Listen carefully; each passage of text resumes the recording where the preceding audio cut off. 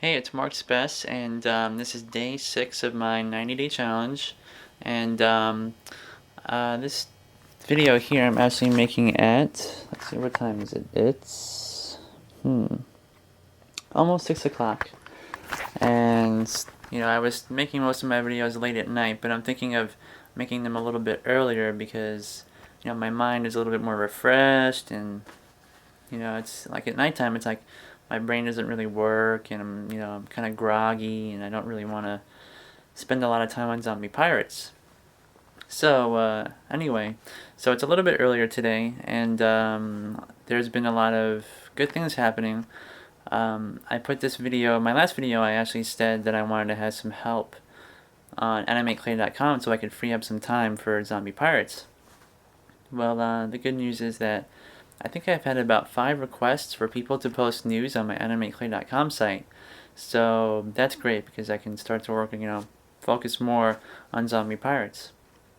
Also, I'm getting a lot of feedback on my videos, on this 90-day challenge, which is really cool, as well as some helpful ideas.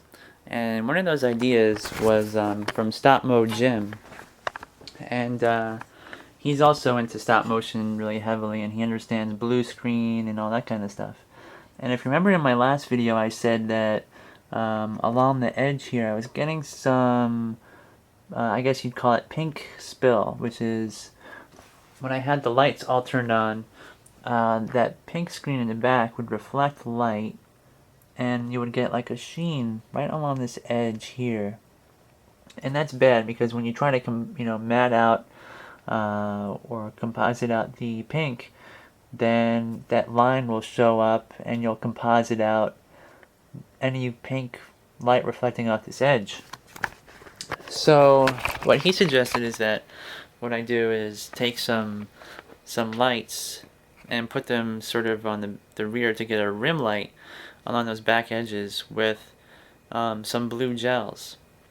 What that should do is it will remove the pink and make a more crisp line when I try to take out that pink screen. So my goal for today, I guess, will be I'm going to take these lights, I'm going to set them up as well as I can. I'm going to light the pink screen to make sure that it's evenly lit. And so I'm probably going to take a light, let's see.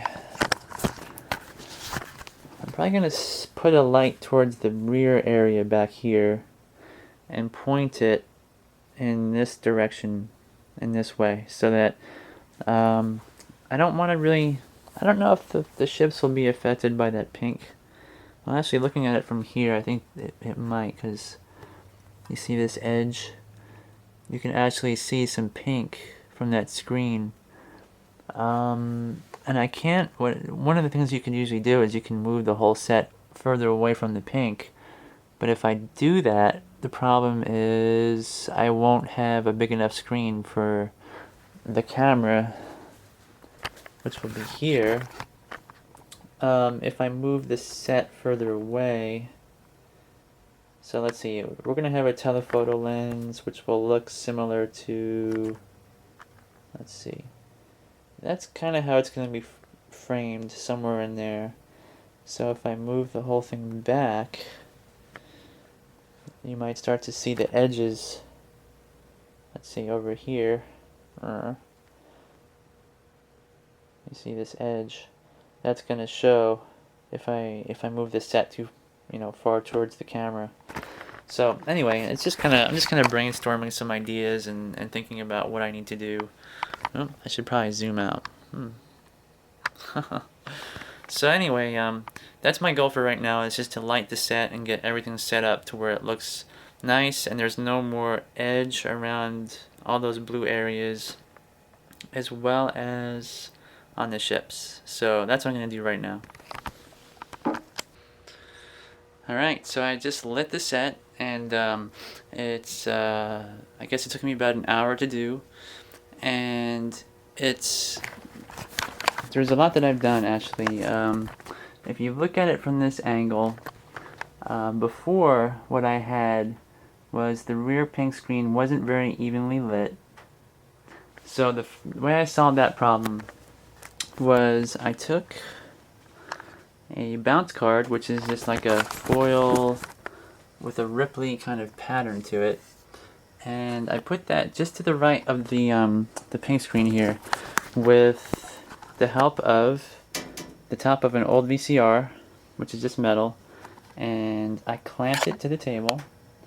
And to make sure that it doesn't wobble too much, what I've done is I put some clay against the side, but I think I need to add some more. The other thing I did was I took a piece of wood and cut it so that it's not too high and it's not above the level of our ocean waves here, and hot glued a dowel rod to that across the whole bottom edge of our ships. So the aluminum foil, what that's going to be is basically the ocean waves. You know, there has to be some sort of reflective surface for the waves to hit the bottom of the boats. So let's see how this looks. I'll show you. It's a really subtle technique. Now up here you can see the foil, but when the camera's in the right position like this, you'll see the effect more on the blue ship because it's a lighter color, but here's what it looks like.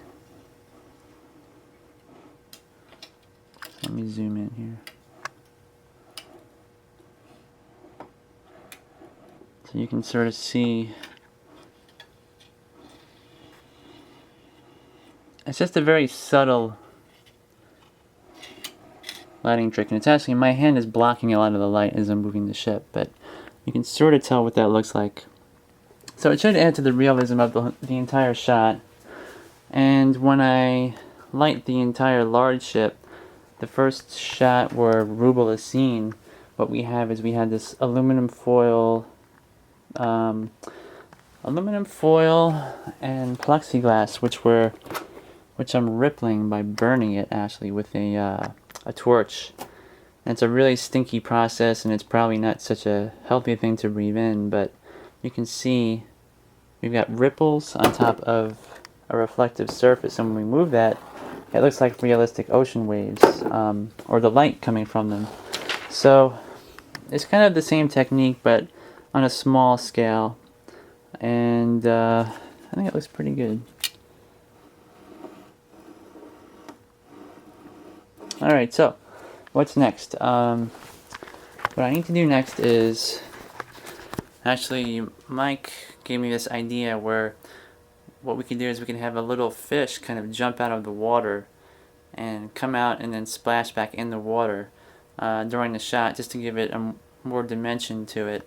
So what I need to do is I need to make a small scale fish, and I need to come up with some sort of a small, probably wire rig of some kind. And what he'll do is he'll just kind of, you know, come out of the water and then splash back in like this. So that's the last thing I have to do for this shot. I mean, it's basically lit, and the ocean waves are sculpted, and what else? I mean, I guess animation, that's going to come next. So let's see if I can get this little fish done tonight, and then we'll move on to the next step. Alright, so I just made the little fish, and I set it up on our set, and here's what he kind of looks like. All I did to make this was to take some clay and just shape them, and then I took a piece of wire. See if I can get in focus here. I just took a piece of aluminum wire, strung it around the wood, the dowel, which goes down into a piece of clay. So there's nothing high-tech here. It's pretty, you know, basic stuff. And then when we turn the fish, it turns on this as a little pivot. So here's from the front.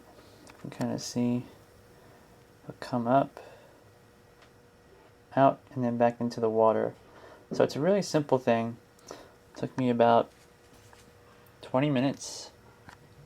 And let's see. Let's get back here. And you can see it's not too large where it's going to be a distraction, you know. I don't know. Well, I'm going to think about it, but I think for today my day is done because I got the set lit. Thanks to Stop Mo Jim's recommendation, I have a a blue gel rim light behind our ships. And I've tested the shot, so I know that I have to shoot it on ones. And the fish is created. And what else? I guess that's it. So I guess tomorrow what I'll do is I'll actually animate the shot. So I'll see you then.